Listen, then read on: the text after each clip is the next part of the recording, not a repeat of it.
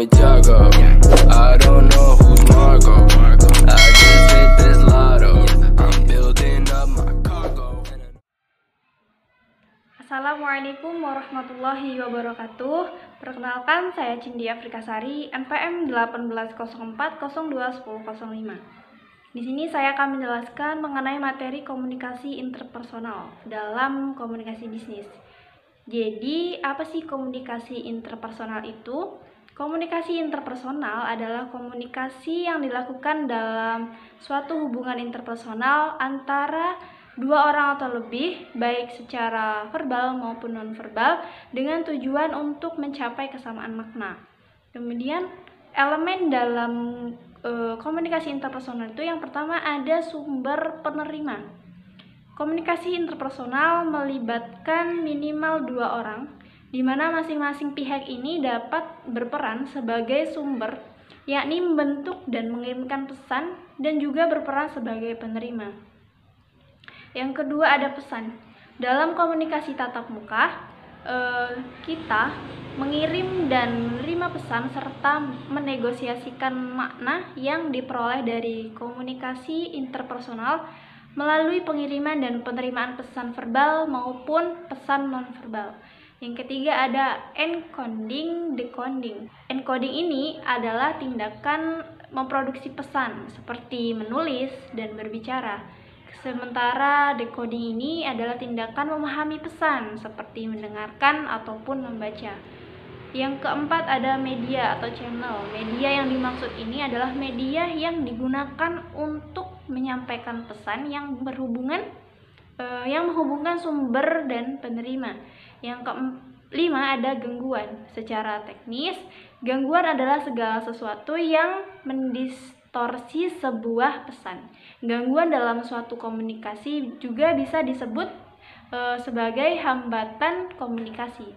Adapun jenis-jenis dari gangguan, yang pertama itu ada gangguan simantik, yang kedua ada gangguan fisiologis, yang ketiga ada gangguan psikologis, ada gangguan intelektual, dan gangguan lingkungan. Yang terakhir ada umpan balik atau feedback. Nah, ini adalah informasi yang diterima sebagai bentuk respon terhadap pesan yang telah dikirimkan atau disampaikan. Selanjutnya ada persepsi interpersonal. Persepsi interpersonal ini adalah memberikan makna yang berasal dari seseorang yang berupa pesan verbal ataupun pesan nonverbal. Nah, kecermatan dalam persepsi interpersonal akan berpengaruh terhadap keberhasilan komunikasi. Yang pertama, persepsinya itu ada konsep diri. Jadi, konsep diri ini adalah pandangan dan perasaan kita tentang diri kita. Konsep diri yang positif ini ditandai yang pertama, yakin akan kemampuan mengatasi masalah. Jadi kita yakin, kita mampu untuk mengatasi sebuah masalah. Yang kedua, kita merasa setara dengan orang lain. Yang ketiga, menerima pujian tanpa rasa malu, baik itu pujian yang buruk ataupun pujian yang bagus ya.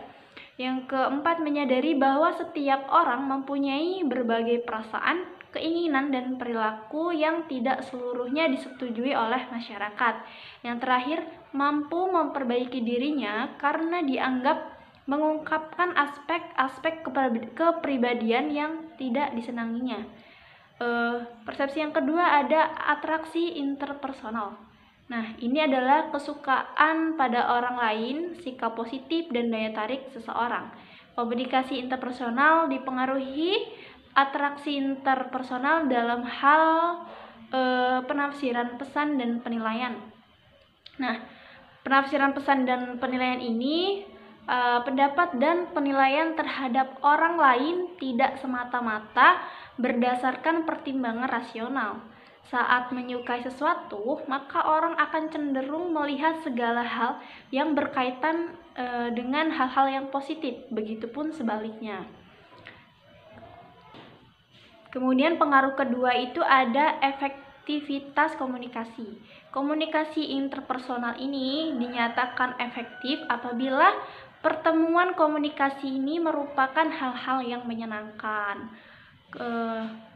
Kemudian persepsi yang ketiga ada hubungan interpersonal. Nah, dapat diartikan sebagai hubungan antara seseorang dengan orang lain. Nah, hubungan interpersonal yang baik ini akan menumbuhkan keterbukaan seseorang untuk mengungkapkan dirinya. Semakin cermat persepsi, maka semakin efektif komunikasinya atau komunikasi yang berlangsung. Kemudian memahami proses komunikasi interpersonal ini menuntut hubungan simbiosis antara komunikasi dan perkembangan rasional. Nah, perkembangan rasional ini mempengaruhi sifat komunikasi antara pihak-pihak yang terlibat dalam hubungan tersebut. Selanjutnya, faktor dalam komunikasi interpersonal yang menumbuhkan hubungan interpersonal yang baik itu ada percaya. Percaya ini apabila seseorang memiliki perasaan bahwa dirinya tidak akan dirugikan, maka orang itu pasti akan lebih mudah membuka dirinya, sehingga percaya kepada orang lain itu akan tumbuh dengan sendirinya. Kemudian sikap suportif. Sikap suportif akan meningkatkan kualitas dalam komunikasi. Kemudian ada sikap terbuka.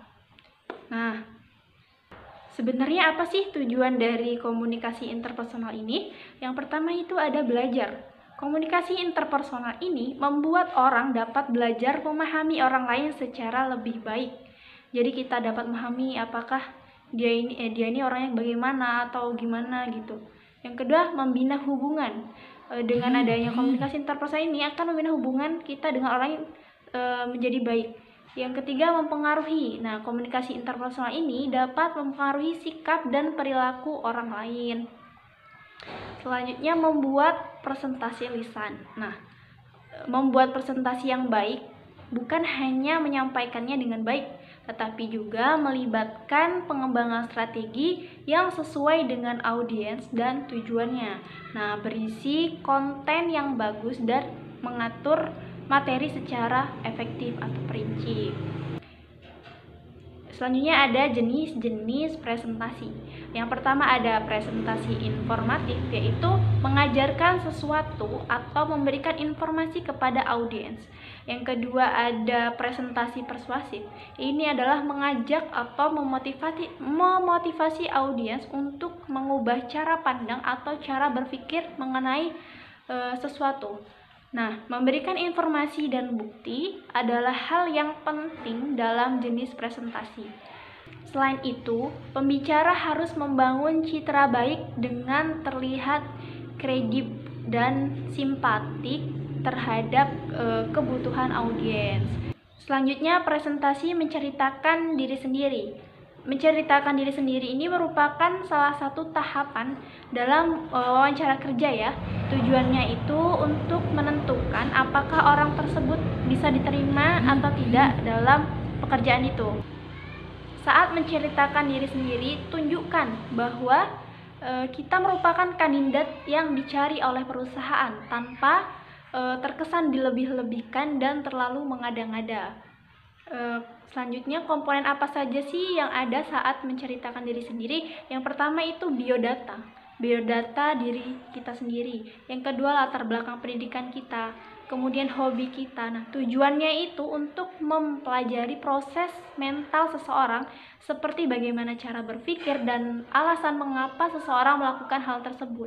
Kemudian misalkan nih mempunyai hobi memasak, maka tunjukkan bahwa kita punya sisi kreatif, sebab kita bisa melakukan improvisasi jika ada bumbu yang tidak pas pada setiap makanan. Kemudian hobi kita memancing.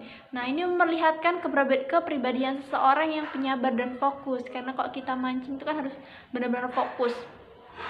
Yang ketiga ada hobi olahraga strategi, seperti melakukan permainan catur, cocok untuk Anda yang akan melakukan tugas untuk membuat kebijakan dan strategi perusahaan, sebab kita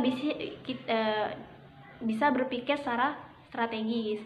Selanjutnya ada rencana ke depan. Nah, rencana ini dirancang untuk mengukur tujuan hidup seseorang.